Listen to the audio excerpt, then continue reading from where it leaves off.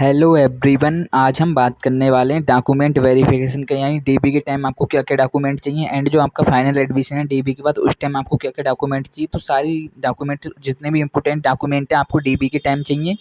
DB के time जो document चाहिए और उसके बाद जो आपके फाइनल एडमिशन के टाइम जो डॉक्यूमेंट आपको सबमिट करने रहते हैं कॉलेज में, सारे डॉक्यूमेंट मैं इस वीडियो में बताने वाला हूँ।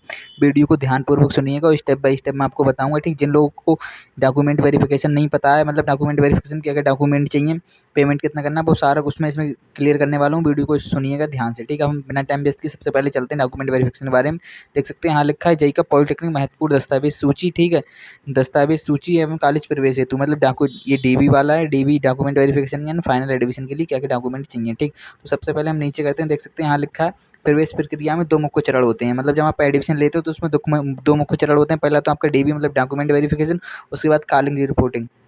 जैसे आपने काउंसलिंग कर ली, आपको कॉलेज मिल गया। कॉलेज मिलने के बाद आपको 3250 रुपये पेमेंट करना है। 3250 रुपये पेमेंट करने के बाद आप सिंपली डीबी कराने जाएंगे कॉलेज में। तो डीबी वाला ये सेक्शन हो गया पहला नंबर का। ठीक है, जब आप डीबी करा लेंगे उसके बाद आपको कॉलेज रिपोर्टिंग का टाइम मिलेगा कि आपका जो कॉलेज है उस कॉलेज में इतने दिनों के अंदर, जैसे वो टाइम दे देंगे 2 दिन 3 दिन में आप अपने कॉलेज में जाके रिपोर्ट देगी और उसमें फाइनल रिपोर्ट दे जाके और उसमें और डॉक्यूमेंट ले जाके सबमिट करें। ठीक, और पेमेंट बाकी कर तो वो सेकंड चरण में आता है। ठीक है, ये 2 चरण हो गए। उसके बाद हम देख सकते हैं अनिवार्यता मूल डॉक्यूमेंट। ठीक, सभी दस्तावेजों की मूल ओरिजिनल फोटोकॉपी के साथ ले जाएं। ठीक, मतलब आप ओरिजिनल भी ले जाएं और एक साइड उनका फोटोकॉपी का भी ले जाएं। तो हम बात करते हैं डीबी की टाइम आपको क्या क्या डॉक्यूमेंट आवश्यक हैं जो महत्वपूर्ण है क्रम में ले जाने हैं। ठीक, तो सबसे पहले आपको तो देख सकते हैं यहाँ लिखा है आवंटन एवं परीक्षा परिमाण। ठीक है, मतलब सबसे पहले आपको सिंपली एक डॉक्यूमेंट जो रखना है, जो आपका प्रोविजन सीट अलॉटमेंट लेटर। जैसे ही आपने 3250 रुपये पेमेंट किया होगा, 3250 रुपये पेमेंट करने के बाद आपके पास एक सीट अलॉटमेंट लेटर निकलता है, प्रोविजनल सीट अलॉटमेंट लेटर। ठीक है, वो मैंने नेक्स्ट जो आगे मैंने वीडियो बनाई है उनमें भी बता दिया कैसे निकलेगा। जिन वीडियो मैंने रिजल्ट देखना बताया, पेमेंट करने के लिए इंस्ट्रक्शन दिए, उन वीडियो में बता चुका हूँ पहले कैसे मिलेगा। उस वीडियो का मैं अभी थंबनेल यहाँ लगा देता हूँ, आपको दिखा देता हूँ। ये जो थंबनेल है इस वीडियो में मैंने आपको पूरा बताया है। आपका सीट अलॉटमेंट लेटर कैसे डाउनलोड करना है, पेमेंट के बारे में भी बताया, मतलब करके नहीं बताया, मैंने आपको बता दिया। जैसे यहाँ जो देख सकते हैं ये जो ऑप्शन लिखा आ रहा है ये मैं आपको बता दिया हूँ। 1 मिनट, एक कलर चेंज कर लूँ फिर आपको ठीक से दिखेगा। ठीक है, इस वीडियो को आप सर्च करें जाके। ठीक है, रिजल्ट फ्रीज फिल आउट कैसे करें भाई, अपकमिंग नितिन यूट्यूब चैनल आपको मिल जाएगी ये वीडियो। इस वीडियो में मैंने आपको बताया। देख सकते हैं यहाँ जो ऑप्शन आ रहा है, जब आप पेमेंट रिजल्ट देखेंगे, रिजल्ट के बाद पेमेंट के नीचे जस्ट जो ऑप्शन आ रहा है सीट अलॉटमेंट लेटर, ये लेटर आपको निकालना है। ये लेटर तभी निकलेगा जब आप पेमेंट कर देंगे, पेमेंट के बाद ही निकलेगा। और पेमेंट के 24 आवर्स बाद निकलता है। वैसे तो उससे पहले भी निकल जाता है, 12-13 घंटे में भी अप्रोक्स निकल जाता है। तो आप जैसे ही पेमेंट कर देंगे उसके बाद ही ये सीट अलॉटमेंट लेटर निकलेगा। ये एक तो दस्तावेज ये है। ठीक, बाकी दस्तावेज मैं आपको आगे बताता हूँ। आपको जो मैंने अभी वीडियो का थंबनेल दिखाया था उस वीडियो में मैंने सारी इन्फॉर्मेशन पहले बता दी, सीट अलॉटमेंट लेटर कैसे डाउनलोड करना, पेमेंट वगैरह की, वो आप देख लीजिएगा। कि बाकी हम इसमें डॉक्यूमेंट के बारे में बात करने वाले हैं। ठीक, तो सबसे पहले आपका डॉक्यूमेंट क्या होगा, सीट अलॉटमेंट लेटर। ठीक है, जो काउंसलिंग के बाद आपको मिलता है। ठीक, पोर्टल से आप डाउनलोड करेंगे। उसके बाद हो गया आपका जेईई कप का एडमिट कार्ड, जो आप पेपर देने गए थे वो एडमिट कार्ड आपको ले जाना है। उसके बाद जो आपका रैंक कार्ड निकला है, स्कोर कार्ड, रैंक कार्ड, ठीक, जिसमें आपकी रैंक और नंबर बताए गए हैं बहुत। ये 3 डॉक्यूमेंट हो गए। ठीक, ये 3 डॉक्यूमेंट के बाद आपको जो सेक्शन देख सकते हैं यहाँ लिखा है 10th 12th की मार्कशीट। ठीक है, जिन बच्चों ने अभी 10th किया या 12th किया उनकी मार्कशीट नहीं आई होगी, उन लोगों को क्या करना है, उन लोगों को अपनी मार्कशीट आ गई है तो ओरिजिनल ले जाना, नहीं आई है तो आपको क्या करना है, एक डिजी लॉकर से आपको अपनी डिजी लॉकर वेरीफाई मार्कशीट निकाल लेना है। ठीक, डिजी लॉकर वाली मार्कशीट प्रिंट में निकाल के आप उसका प्रिंट निकाल के और ले जाना है। डिजी लॉकर वाली आपकी जो मार्कशीट है उससे वो मान होगी, इसमें कोई भी प्रॉब्लम नहीं आएगी। ठीक है, क्योंकि डिजी लॉकर गवर्नमेंट का ऐप है तो उसके थ्रू जो मार्कशीट निकलेगी वो आपकी वो लोग मान्य होगी। ठीक है, कैपेबल होगी, तो उस मार्कशीट को ले जाना है अगर आपके पास ओरिजिनल मार्कशीट नहीं है। ठीक, अगर ओरिजिनल मार्कशीट है तो आपको ओरिजिनल ले जानी है, 10th की ओरिजिनल मार्कशीट और 12th की ओरिजिनल मार्कशीट आपको ले जानी है। अगर नहीं है तो आप डिजी लॉकर से जो मार्कशीट निकलती है वो मार्कशीट आप निकाल के ले जाएंगे, वो आपको उससे वेरिफिकेशन हो जाएगा। ठीक, ये कितने 5 डॉक्यूमेंट हो गए। 5 डॉक्यूमेंट के बाद आपके पास देख सकते हैं पहचान एवं प्रमाण पत्र। ठीक, जो पहचान एवं प्रमाण पत्र, पहचान के लिए आप अपना आधार कार्ड ले जा सकते हैं, आधार कार्ड, पैन कार्ड वगैरह। मेनली तो आप आधार कार्ड ही ले जाइएगा। ठीक है, उसके बाद आपको यहाँ जाति प्रमाण पत्र ले जाना है। ठीक, जाति प्रमाण पत्र सिर्फ ईडब्ल्यूएस, ओबीसी, एससी, एसटी वालों के लिए जाना है, जनरल वालों के लिए आवश्यकता नहीं होती जाति प्रमाण पत्र के लिए। उसके बाद यहाँ एक आत्मा पॉइंट और लगाना, डोमिसाइल सर्टिफिकेट। कि डोमिसाइल सर्टिफिकेट यानी निवास प्रमाण पत्र, निवास प्रमाण पत्र ले जाना है आपको अगर आप उत्तर प्रदेश से हैं तो।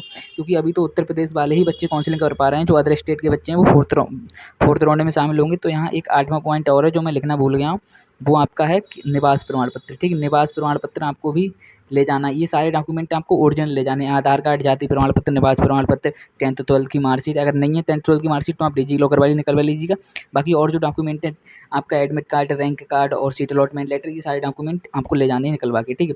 ये जो डॉक्यूमेंट ओरिजिनल आते हैं ये ओरिजिनल ले जाने हैं। डॉक्यूमेंट वेरिफिकेशन के टाइम ये सारे ओरिजिनल चाहिए, उन्हें मैच करेंगे, ठीक। उसके बाद यहाँ देख सकते हैं जो आपकी फीस रसीद के बारे में ये बता रहे हैं, जो हाँ फिजिकल हैंडीकैप वगैरह हैं, फ्रीडम फाइटर हैं, वो अपनी सब कैटेगरी भी लेके जाएंगे, ठीक। जैसे आप SC ST में आते हैं, फ्रीडम फाइटर में आते हैं, तो आपकी जाति के साथ जो सब कैटेगरी जाती होती है वो भी लेके जाएंगे आप अपना, ठीक। फीस रसीद जो वही है, आपने 3250 रुपये पेमेंट करके सीट अलॉटमेंट लेटर निकाला है, वही आपकी फीस रसीद है, ठीक। आपको जो फोटोग्राफ ले जाने हैं वो इतने फोटोग्राफ ले जाने, देख सकते हैं कम से कम 5 फोटोग्राफ की रंगीन साइज के आप लेके जाएंगे, कम से कम।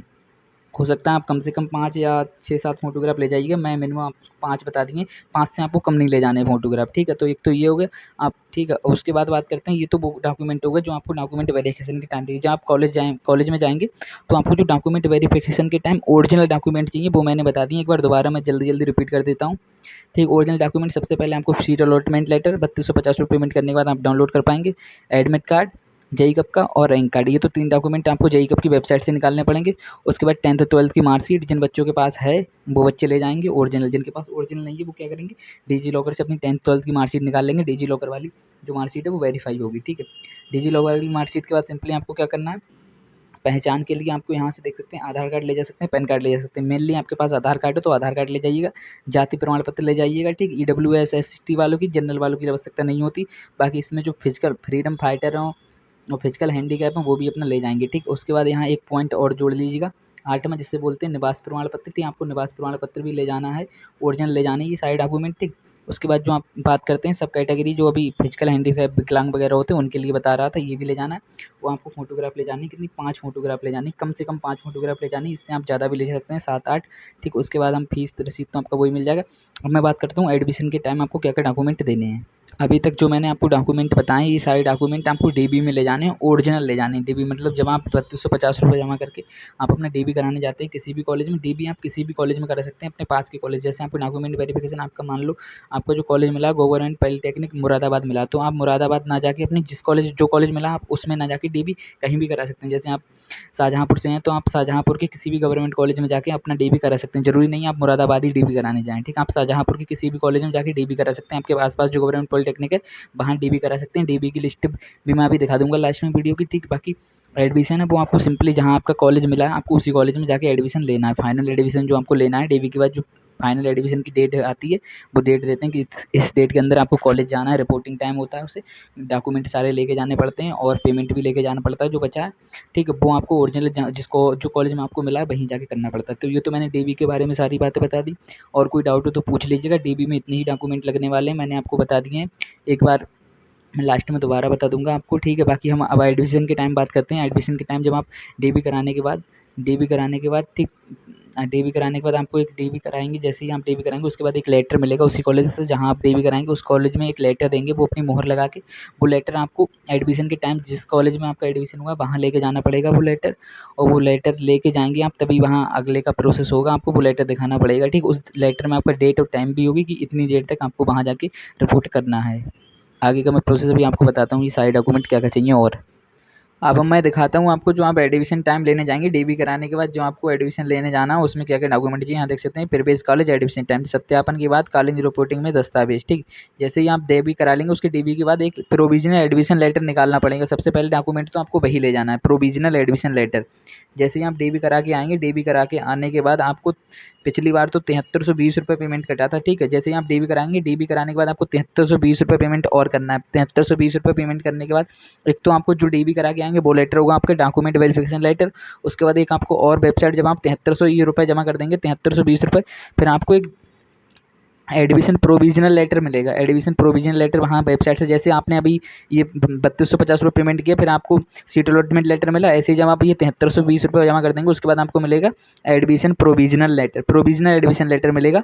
वो आपको डाउनलोड करना है। वो डाउनलोड करना है सबसे पहले आपको क्या ले जाना है, डीबी वाला डॉक्यूमेंट वेरिफिकेशन लेटर, उसके बाद एडमिशन प्रोविजनल एडमिशन लेटर, ये 2 डॉक्यूमेंट हो गए, ठीक। उसके बाद आपको देख सकते हैं यहाँ लिखा है डीबी लेटर, ठीक। दस्तावेज सत्यापन के बाद प्राप्त रिपोर्ट, ठीक। वो ले जाना है प्रोविजनल एडमिशन लेटर, ठीक है। फीस रसीद, ठीक है, ये सब उसी में आ जाएगा जो ये फीस रसीद है, ठीक है। आप डीबी करा के आएंगे वो आपको डीबी लेटर देंगे, डॉक्यूमेंट वेरिफिकेशन लेटर देंगे, वो ले जाना है पहला। दूसरा आपको ले जाना है प्रोविजनल एडमिशन लेटर, ठीक। प्रोविजनल एडमिशन लेटर में ही आपकी फीस रसीद होगी, जो आपने 7320 रुपये आप पेमेंट जमा करेंगे। इस बार का मुझे कंफर्म पेमेंट नहीं पता है कितना जाएगा, पिछली बार 7320 रुपये गया था, जहाँ तक मुझे याद है, वही मैं आपको बता रहा हूँ। इतना जब आप पेमेंट करेंगे तो आपको खुद ही पता चल जाएगा वहाँ कितना जाएगा। मैं अप्रोक्स बता रहा हूँ, इसे सीरियसली मत लेना, एक एग्जाम्पल के तौर पर मैं आपको बता रहा हूँ इतना पेमेंट जाएगा, ठीक है।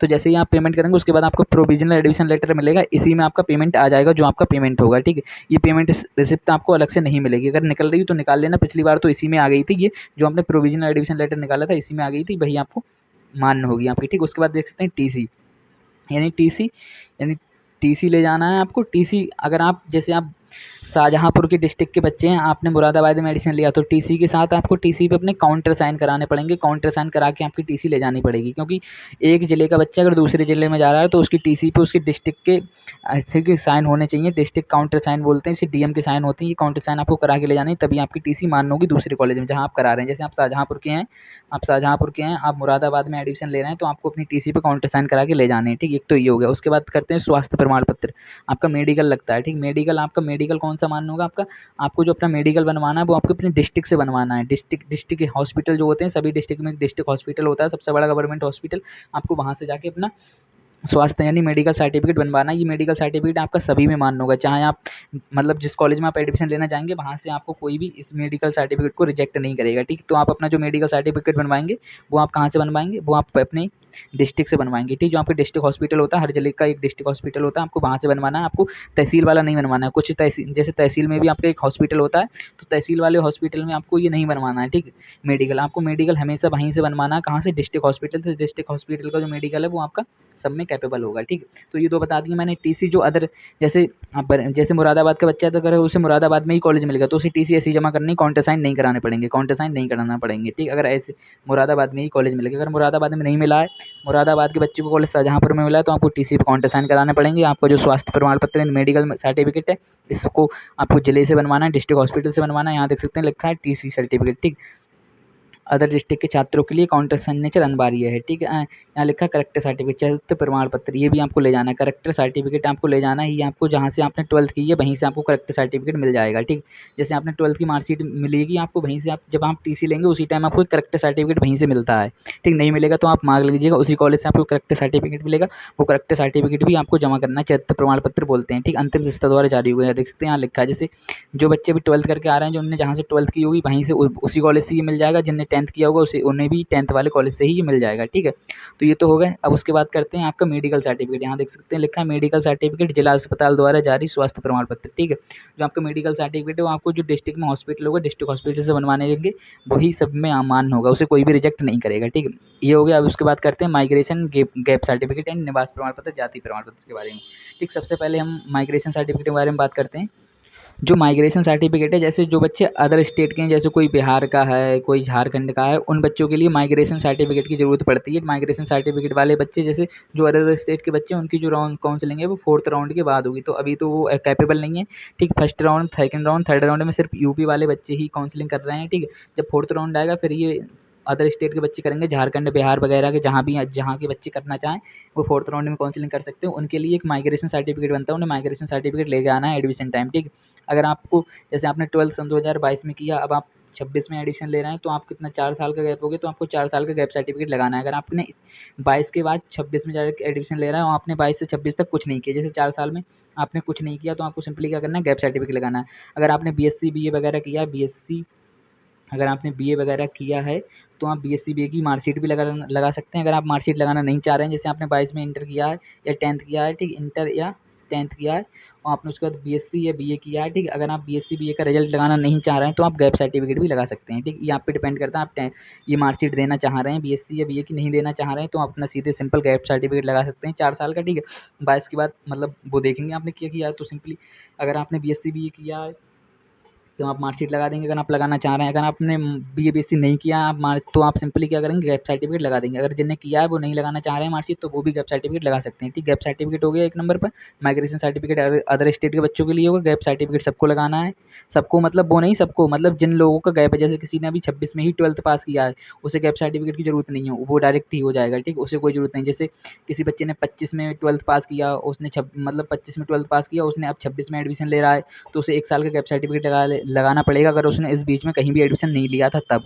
ठीक है, अगर उसका एडमिशन कहीं चल रहा है या लिया था या उसने 1 साल में कुछ किया है, तो उसे वो सर्टिफिकेट देना पड़ेगा। अगर कुछ नहीं किया तो आपको गैप सर्टिफिकेट लगाना है। जो बच्चे 10th एंड 12th 26 में पास हुए हैं, जिनका अभी मार्कशीट नहीं आया है, मार्कशीट आने वाला है, उनके लिए कोई भी गैप सर्टिफिकेट नहीं लगाना है। ठीक है, गैप सर्टिफिकेट उन्हें लगाना है जो 22 में पास हुए हैं, 23 में पास हुए हैं, 22-23 में पास हुए हैं, बट उन्होंने कुछ किया नहीं है। अगर आपके जैसे आपने 12th पास 22 में किया, ठीक, 12th पास आपने 22 में किया, ये समझ लीजिएगा ध्यान से, फिर आप कन्फ्यूज होगे कि सभी को गैप सर्टिफिकेट लगाना, बार बार कमेंट करोगे। ठीक, जो 12th पास कितने में हुए, सन 2022 में हुए हैं। ठीक है, तो 22 वालों को क्या करना है, अगर उन्होंने 22 के बाद किसी में एडमिशन लिया है, जैसे आपने मान लो BSc में एडमिशन लिया, ठीक, BSc में एडमिशन लिया, अगर BSc की आप मार्कशीट लगा देते तो आपको गैप सर्टिफिकेट जरूरत नहीं पड़ेगी। अगर 22 के बाद आपने BSc नहीं की, आप घर बैठ गए, अब आप 26 में एडमिशन ले रहे हैं, तो सिंपली आपको गैप सर्टिफिकेट लगाना पड़ेगा। ठीक है, अगर आपने बीच में कुछ नहीं किया है, अगर कुछ किया है तो उसे दिखा दो, BA वगैरह किया तो उसकी मार्कशीट लगा दो। अगर आपको मार्कशीट नहीं लगानी है तो आप गैप सर्टिफिकेट बनवा लीजिएगा। ठीक है, जिन बच्चों का गैप है सिर्फ उन्हें ही बनवाना है, जिन्हें 26 में एडमिशन लेना है, 26 में 12th पास किया है, 10th पास किया, उन्हें नहीं बनवाना है। या जिनने BA BSc कर ली है पहले, 26 में उनकी कंप्लीट हो गई, वो 26 में पॉलिटेक्निक में एडमिशन लेना चाहते हैं, तो वो 26 में क्या करेंगे, अपने BA BSc की मार्कशीट है जो वो लगा देंगे, गैप सर्टिफिकेट की जरूरत नहीं पड़ेगी। ठीक है, तब उसके बाद नीचे मैं आपको ये डिटेल पढ़ के दिखाता हूँ। ठीक है, ये देख सकते हैं, ये मैंने लिख भी दिया यहाँ पे, एक बार पढ़ लीजिए। अन्य राज्यों के बच्चों के लिए माइग्रेशन सर्टिफिकेट की जरूरत पड़ेगी। यहाँ देख सकते हैं गैप सर्टिफिकेट, 12th के बाद अगर गैप होने पर आपको गैप सर्टिफिकेट लगाना पड़ेगा। ये गैप सर्टिफिकेट है जो आपको ये आपकी तहसील से बन जाएगा। आप तहसील से किसी भी वकील से कॉन्टैक्ट करके बनवा सकते हैं, वो आपका बना देगा। ठीक है, उसके बाद देख सकते हैं, ठीक, डोमिसाइल सर्टिफिकेट यानी निवास प्रमाण पत्र। ठीक है, मूल निवास प्रमाण पत्र। ठीक है, और उसकी नेट की फोटो कापी, ये आपको सारी तैयार रखने। निवास प्रमाण पत्र एंड कास्ट प्रमाण पत्र, ठीक, जाति प्रमाण पत्र, जाति प्रमाण पत्र, ये आपको इसकी फोटो कॉपी बना के ले जानी, दो दो, मतलब हर चीज़ की दो दो फोटो कॉपी आपको करा के रख लेनी है। जैसे ये निवास प्रमाण पत्र है, इसकी आपको 2 फोटो कॉपी करनी प्लस ओरिजिनल। ठीक, 2 फोटो कॉपी प्लस ओरिजिनल। इसी टाइप से आपकी जाति भी ध्यान रखना, जाति भी ले जानी है, उसकी 2 फोटो कॉपी प्लस ओरिजिनल। ठीक, और इसकी नेट कॉपी भी निकलवानी है। इसकी नेट कॉपी निकलती है, ये देख सकते हैं, नेट कॉपी भी निकलवानी है आपको, जाति और निवास की नेट कॉपी निकलवा के ले जानी है। ठीक है, जाति बच्चे की होगी, निवासी बच्चे का होगा। और आई सर्टिफिकेट जो है वो डैडी का लगता है, इसमें नहीं चाहिए होगा आई। ठीक, इसमें निवासी चाहिए होगा, निवास और जाति चाहिए होगा। ठीक है, ये डॉक्यूमेंट आपको रेडी रखने हैं एडमिशन की टाइम। यहाँ देख सकते हैं एक आया है। ठीक, यहाँ देख सकते हैं आय प्रमाण पत्र है, बट आपको ये कंपलसरी नहीं होता, आप फिर भी आप बनवा के तैयार रख लीजिएगा और साथ में लेके जाइएगा, क्या पता मांगने लगे। बैठे मांगते नहीं है, आय का कोई काम है नहीं कॉलेज में। ठीक, डॉक्यूमेंट वेरिफिकेशन है एडमिशन की टाइम, बट आप फिर भी साथ में ले जाइएगा। ठीक है, जिन बच्चों के पास नहीं है वो पैनिक ना करें, नहीं ले जाएं फिलहाल, इसका कोई काम है नहीं, क्योंकि वहाँ जाति और निवास का काम है, बट आपके पास है या आपकी पापा की होगी तो ले जाइएगा। ठीक है, नहीं हो तो कोई बात नहीं। यहाँ देख सकते हैं, यहाँ लिखा है ग्रेजुएशन की मार्कशीट, यदि लागू हो तो इसके स्थान पर गैप सर्टिफिकेट के स्थान पर आप ग्रेजुएशन लगा सकते हैं, अगर आपने ग्रेजुएशन की होगी। उसके बाद देख सकते हैं एंटी रैगिंग। ठीक, एंटी रैगिंग ये एक बहुत ही बड़ा इशू बनता है बच्चों के साथ। जब आप एडमिशन लेने जाते हैं तो वो बोलते हैं आपके सारे डॉक्यूमेंट बच्चों के कंप्लीट हो जाते हैं, जब उनसे बोला जाता है एंटी रैगिंग का डॉक्यूमेंट कहाँ है, तो बच्चे बहुत परेशान होते हैं, उनके पास होता नहीं है, ना वो कर पाते हैं। ठीक है, तो उस एंटी रैगिंग के लिए मैं अलग से एक वीडियो बना दूंगा। और जिन बच्चों को एंटी रैगिंग का डॉक्यूमेंट, मतलब एंटी रैगिंग का नहीं बना, एंटी रैगिंग का रजिस्ट्रेशन नहीं कर मिल रहा है, उनके लिए मैं कर दूंगा। ठीक, वो मेरे व्हाट्सएप नंबर पे मैसेज कर सकते हैं। व्हाट्सएप नंबर मैं आपको यहाँ दे रहा हूँ। ठीक है, इस पर आप मैसेज करेंगे तो मैं आपको एंटी रैंक का सर्टिफिकेट बना के दे दूंगा। ठीक, आपको कुछ बेसिक डिटेल दी जाएगी, वो मैं आपको बना के दे दूँगा। इसका जो चार्ज रहने वाला है ओनली 20 रुपीज़ रहेगा। 20 रुपीज़ में आपका एंटी रैगिंग का सर्टिफिकेट बना के दे दूंगा। ठीक है, तो हम बात करते हैं एंटी रैगिंग चाहिए क्यों। ठीक, सबसे पहले एंटी रैगिंग इसीलिए चाहिए होती है, जैसे कोई बच्चा आपने 26 में एडमिशन लिया, आप कॉलेज में लड़ाई वगैरह करते हैं, किसी को मारते हैं या अभद्रता करते हैं, तो आपको एक एंटी रैगिंग का एक रजिस्ट्रेशन नंबर मिलता है। इस बच्चे का रजिस्ट्रेशन नंबर ये है, उस रजिस्ट्रेशन नंबर के थ्रू आपको कंप्लेंट की जा सकती है। ठीक है, इसीलिए एंटी रैगिंग जरूरी होता है सब कॉलेज में। जैसे पहले कोई बच्चे डिफाल्टरीगिरी करते हैं, बच्चे को घेर घेर के मारते हैं, ऐसा कुछ जैसे भी लड़ाई झगड़े होते हैं उसके लिए एंटी रैगिंग का एक सर्टिफिकेट बनता है, उसमें आपका रजिस्ट्रेशन होता है, आपका सारा डाटा जाता है गवर्नमेंट के पास। ठीक है, और वहाँ से एक रजिस्ट्रेशन नंबर मिलता है आपको, उस रजिस्ट्रेशन नंबर की फोटो कॉपी आपको PDF फॉर्मेट में मैं बना के दूंगा, वो आपको कॉलेज में सबमिट करनी पड़ेगी। बिना एंटी रैगिंग के सर्टिफिकेट के आपको एडमिशन नहीं दिया जाएगा। ठीक, ये कंपलसरी होता है, ये आपको बनाना ही पड़ेगा। अगर आप खुद से बना सकते हैं तो ठीक है, इसके लिए मैं अलग से एक वीडियो भी प्रोवाइड कर दूंगा, टाइम मिलेगा तब। अगर जिन लोगों को अभी एडमिशन कराना है, एंटी रैगिंग नहीं बन पा रही, तो मैंने कॉन्टैक्ट नंबर दोबारा दे रहा हूँ मैं, इस नंबर पर आपको व्हाट्सएप पर मैसेज करना है और लिख देना है एंटी सर्टिफिकेट बनवाना है, ठीक। आपको इसका चार्ज जो 20 रुपये लगेगा। 20 रुपये में मैं आपको एंटी रैगिंग का सर्टिफिकेट बना के दे दूँगा। आपसे डिटेल ली जाएगी कुछ, उस डिटेल के आधार पर ही आपका एंटी रैगिंग सर्टिफिकेट बनाया जाएगा, ठीक है। ये हो गया। उसके बाद देख सकते हैं महत्वपूर्ण टिप्स यहाँ दे दी गई। सभी दस्तावेज की 3 सेट कापी फ़ोटोकॉपी बना के ले जाएँ। कम से कम 2 सेट होने चाहिए, ठीक है। यहाँ देख सकते हैं लिखा है सभी दस्तावेजों के 3 सेट फ़ोटोकॉपी करा के ले जाएँ। कम से कम 2 होने चाहिए, ठीक, 2 सेट, ठीक। अगर आप 3 ले जाएँगे तो ज़्यादा बढ़िया, आपके 2 सेट तो चाहिए ही चाहिए मिनिमम, ठीक। 2 सेट सभी के चाहिए। उसके बाद लिखा है यहाँ नेट कॉपी वेरिफिकेशन ना ले जाना, साथ ना भूलिए। नेट कॉपी किसकी निकलेगी? आपकी जो जाति है, जाति की नेट कॉपी निकलेगी, और जो आपका निवास होगा यानी डोमिसाइल सर्टिफिकेट, उसकी नेट कॉपी निकलेगी, ठीक। ये दोनों चीज़ों को आपकी नेट कॉपी लेके जाना है निकलवा के, ठीक। उसके बाद देख सकते हैं पहले वही ले जाएँ जो एडमिट कार्ड में इस्तेमाल की गई हो, ठीक। मतलब डॉक्यूमेंट ये बोल रहे हैं जो अगर आपने एडमिट कार्ड में, मतलब जो आपने एडमिट कार्ड में इस्तेमाल की गई हो, जैसे आपका जो आपने फॉर्म में भरा था जाति निवास, वही जाति निवास ले जाएँ आप, ठीक। अगर नया बनवा लिया तो नया भी ले जा सकते हैं, ठीक। यहाँ देखा सत्यापन केंद्र पर समय से पहले पहुँचें, ठीक है।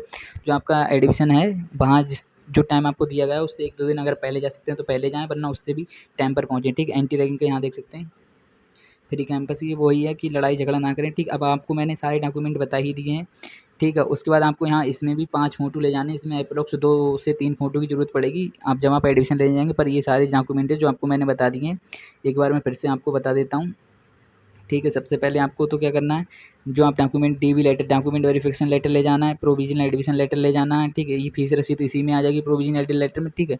उसके बाद आपको अपना टीसी ले जाना है, टीसी, ठीक है। अदर डिस्ट्रिक्ट के बच्चों के लिए काउंटर साइन करा के ले जाना है, ठीक है। टीसी बाद में भी दे सकते हैं, कुछ कॉलेज वाले बाद में भी ले सकते हैं, ठीक। टीसी ले जाना है। उसके बाद करेक्टर सर्टिफिकेट ले जाना है, मेडिकल सर्टिफिकेट ले जाना है, ठीक है। उसके बाद आपको जो अदर स्टेट के बच्चे हैं जैसे उत्तराखंड के हैं, बिहार के, उन्हें माइग्रेशन सर्टिफिकेट चाहिए होगा। जिन बच्चों को गैप है 12th का तो उन्हें गैप सर्टिफिकेट चाहिए होगा। बाकी आपको निवास प्रमाण पत्र ले जाना और जाति प्रमाण पत्र ले जाना है, ठीक है। ये ओरिजिनल भी ले जाना है, इनके 2 सेट फ़ोटो कॉपी बना के ले जाना है, प्लस इनकी नेट कॉपी निकलवा के ले जानी है आप सभी को, ठीक है। उसके बाद यहाँ देख सकते हैं लिखा भी दिया डोमिसाइल, ठीक है। यहाँ जाति ऐड कर लेना, मैं जाति भूल गया हूँ 10 नंबर पे, जाति ऐड करना भूल गया, जाति प्रमाण पत्र, ठीक, वो भी आपको ले जाना है। उसके बाद आपकी आय का कोई कंपलसरी नहीं है तो आप ले जा सकते हैं साथ में, ठीक। बाकी अगर ग्रेजुएशन किया आपने तो ग्रेजुएशन का लगा सकते हैं। बाकी एंटी रैगिंग का आपको लगाना है। उसके बाद नीचे आपको 5 फ़ोटो ले जाने हैं मिनिमम फ़ोटो तो मैक्सिमम 2 फ़ोटो का आपका यूज़ होगा एडमिशन टाइम, पर आप 5 ले जाएँगे तो ज़्यादा बढ़िया रहेगा। बाकी ये जो मैंने नीचे टिप्स दी हैं इन्हें ध्यान रखिएगा। बाकी ये पीडीएफ मैं टेलीग्राम ग्रुप में डाल दूँगा पूरी, तो पीडीएफ टेलीग्राम ग्रुप में आपको मिल जाएगी। आप सभी स्टूडेंट टेलीग्राम ग्रुप में जॉइन हो जाइए। बाकी और जो अपडेट्स हैं अगर मैं वीडियो नहीं बना पाता हूँ तो टेलीग्राम ग्रुप में मैं डाल देता हूँ, ठीक। बाकी अगली वीडियो जो आपकी आएगी सेकंड राउंड की सीट मैट्रिक्स से पहले, सेकंड राउंड में काउंसलिंग करने के लिए आपके लिए कितनी सीटें खाली हैं ये मैं आपको नेक्स्ट वीडियो में बताने वाला हूँ। जो आपकी नेक्स्ट वीडियो आएगी सेकंड राउंड की काउंसलिंग से पहले आएगी, उसमें मैं आपको बताऊंगा सेकंड राउंड में कितनी सीटें बची हैं, एडमिशन लेना आपको कितनी जल्दी एडमिशन ले, सेकंड राउंड के लिए काउंसलिंग के लिए कितनी सीटें बची हैं, किस कॉलेज में कितनी सीटें, ठीक। वो वीडियो आपकी अगले दिन यानी कल आ जाएगी, ठीक। कल आपको वो वीडियो इसी चैनल पर मिल जाएगी देखने के लिए। इसी टाइप की इन्फॉर्मेशन के लिए चैनल को सब्सक्राइब करें, वीडियो को सभी लोगों के साथ शेयर करें, ठीक है। बाकी और कोई प्रॉब्लम तो कमेंट सेक्शन में पूछ लेगा। इतने ही डॉक्यूमेंट थे जो मैंने आपको इंपॉर्टेंट डॉक्यूमेंट थे वो आपको मैंने बता दिए हैं, ठीक है। बाकी और कोई प्रॉब्लम तो पूछ सकते हैं। आप सभी लोग टेलीग्राम में ज्वाइन हो जाइएगा। ये पीडीएफ जो है मैं टेलीग्राम में डाल दूँगा, और जितने भी इंपॉर्टेंट नोटिस वगैरह होते हैं सारे टेलीग्राम में प्रोवाइड कर दूँगा। बाकी जो कल सेकंड राउंड की काउंसलिंग से पहले जो सीट मैट्रिक्स की वीडियो आएगी जैसे उसमें मैं आपको बताऊंगा कौन से कॉलेज में कौन सी ब्रांच में कितनी सीटें खाली हैं, ठीक है, और कितनी रैंक तक कॉलेज मिलेगा वो पीडीएफ भी टेलीग्राम में ही जाएगी। तो आप सभी लोग टेलीग्राम को ज्वाइन कर लीजिएगा आके, बाकी व्हाट्सअप ग्रुप को भी ज्वाइन कर लीजिएगा। बाकी इसी टाइप की वीडियो के लिए जुड़े रहिए चैनल के साथ। सभी लोग चैनल को सब्सक्राइब करें, और जिन लोगों को सेकंड राउंड में काउंसलिंग करानी है मेरे से, अगर कॉलेज नहीं मिला तो काउंसलिंग कराने के लिए आपको जो मैंने अभी नंबर दिया था एंटी रैंकिंग के लिए, उसी नंबर पर आप मैसेज कर सकते हैं, ठीक। काउंसलिंग में फ्री ऑफ कॉस्ट करूँगा स्टार्टिंग के 10 बच्चों की सेकंड राउंड में, ठीक है। फ्री ऑफ कॉस्ट काउंसलिंग करूँगा स्टार्टिंग के 10 बच्चों की सेकंड राउंड में काउंसलिंग कराने के लिए आपको इस व्हाट्सएप नंबर पे मैसेज करना है, सिर्फ मैसेज करना है, ठीक। और मैसेज करके आपको सिंपली क्या करना है, चैनल को सब्सक्राइब करना है, सब्सक्राइब करके उसका स्क्रीनशॉट लेके इसी व्हाट्सएप नंबर पे भेजना है, और ये वीडियो मिनिमम 5 लोगों के साथ शेयर करनी है, ठीक है। इतना काम करके आपको स्क्रीनशॉट लेके मेरे व्हाट्सएप चैनल पे भेज देना, और वहाँ काउंसलिंग रिगार्डिंग मैसेज कर देना। मैं आपसे डाटा ले लूँगा, एप्लीकेशन नंबर, पासवर्ड वगैरह, और आपकी काउंसलिंग कर दी जाएगी, ठीक है। कॉलेज मिलने के ज़्यादा से ज़्यादा पूरी से ज़्यादा कोशिश की जाएगी, ठीक। बाकी इसी टाइप की वीडियो के लिए जुड़े रहिएगा। थैंक्स फॉर वॉचिंग, मिलते हैं नेक्स्ट वीडियो में।